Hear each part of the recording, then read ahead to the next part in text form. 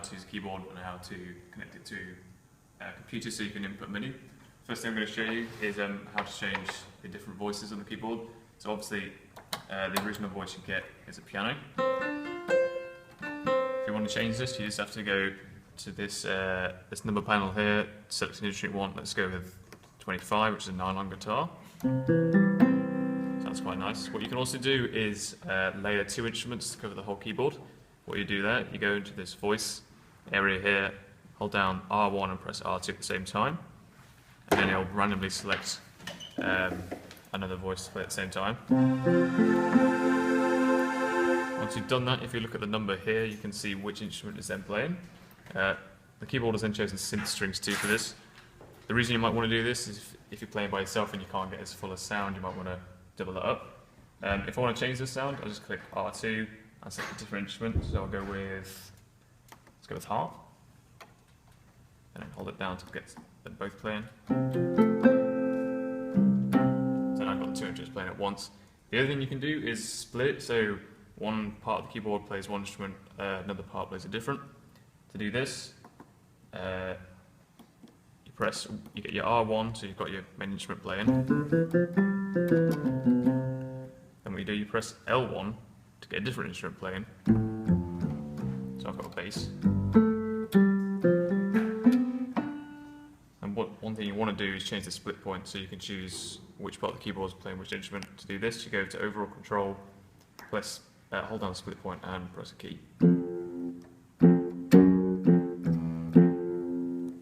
Let's go to R1, change it to an instrument that sounds a bit different. Like that. So I've chosen E as the split point, so everything below E will play a bass, and everything above will play an electric keyboard. What you can then do is combine the split and dual, so it's called split dual. To do this, you just hold down R1 and R2, so you get both sounds on this side. And then do the same with L1 and L2. Obviously, I haven't changed the L2 instrument yet, so I'll just do that.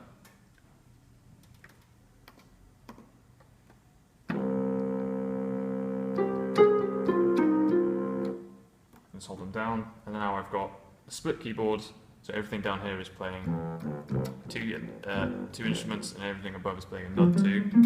Again, this is mainly if you're a solo keyboard player and you want to get a fuller sound so you can get more instruments playing. That's how you use the orchestration. Another thing you can do is use auto accompaniment. The first thing you can do with auto accompaniment is just get a basic drum beat. Literally all you have to do is just press the start button here and it'll come with an automated beat, which I can play on to.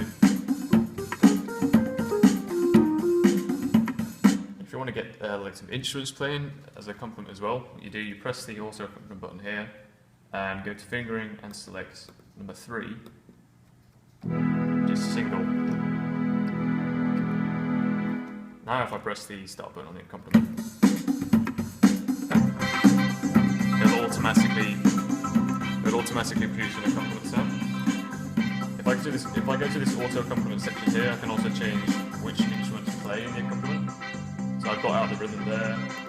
I can take everything apart from a pad chord and put the drums back in. This is just so you can add some diversity to performance. One thing I'll also do, if you press a single note, it will play the major key of that note. So if I go to G and play major, and back to C. And if I want to do minor, you press the note and then the black note to the left, and it'll do minor. So just again, major, minor. One thing you can also do is get a 7th. So if I go back to major and press the white key to the left, and then the black key, that'll be minor 7th.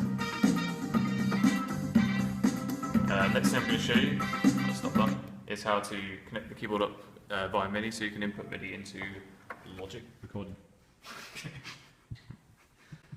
Okay, so the next thing you can do is connect the keyboard up to a MacBook or a Mac, so you can input Midi into a DAW.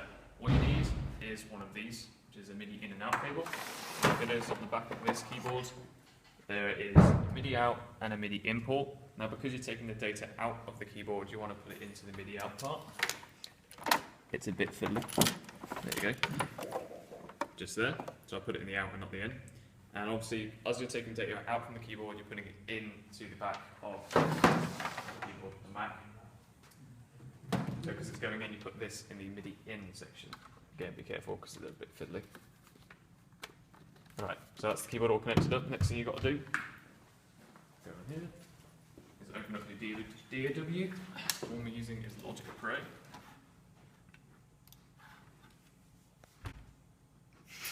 Awkwardly wait for Logic Pro to open. So yeah, create a new empty project. And usually when you create an empty project, it comes up with this. It says new tracks. You can either create audio, software instrument, or external MIDI. The one we want to go for is external MIDI, so we just select that there and click create. And now, if you look down here, where it says no in and no out, if I press a key, it will then say which note I'm playing on there. That's just to make sure you get signal through. Good thing to mind, you might not think it's realised it's working as you look at this, but that's only because the sound is coming out of the keyboard speakers and not the Mac speakers. So what I do is record something.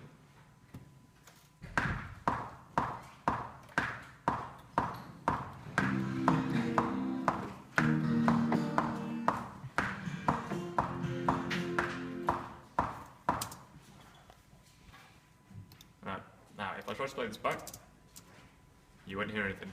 That's because there's not actually a MIDI instrument to represent what you've recorded. So what you do, you create a new software instrument track, just like that, and drag the region down.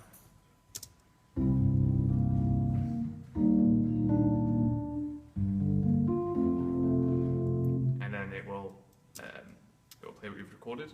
What you can also do, I'll just delete that, is you can record in the backing accompaniment.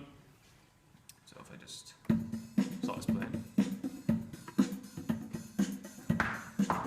obviously it's not going to be totally metronome. Stop that. Again, you've got to be careful because if I put it in there, it's not going to sound like a drum kit. That's because it's on a keyboard. So what you'd have to do is change this to an actual drum kit. So let's get an acoustic drum kit.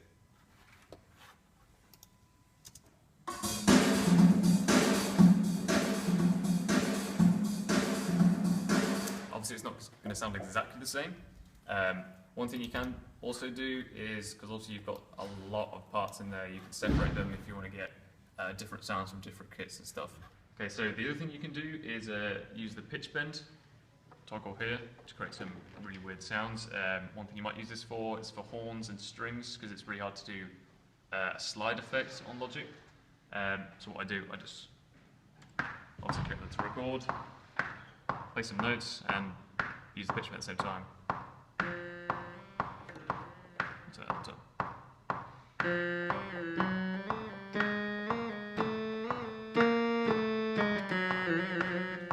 Sounds great. And if you look on here, you should be able to see, like, expand that, these lines. Now that is Logic's way of representing the actual pitch bends. Let's put this into keyboard.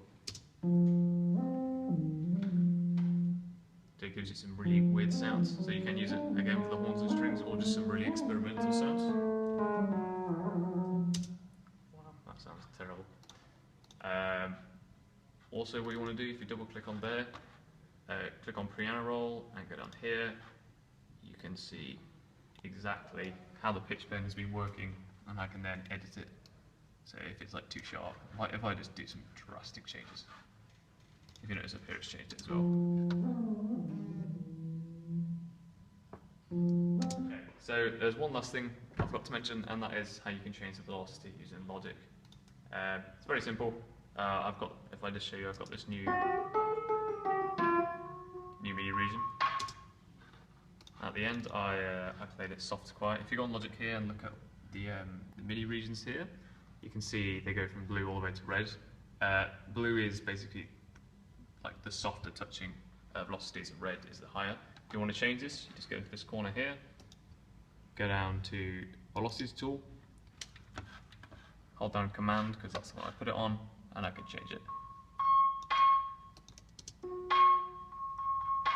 So I can basically change the velocity of individual ones, or if I press Command A, select them all, and change them all, just like that. Yeah, that's it. I think that's it.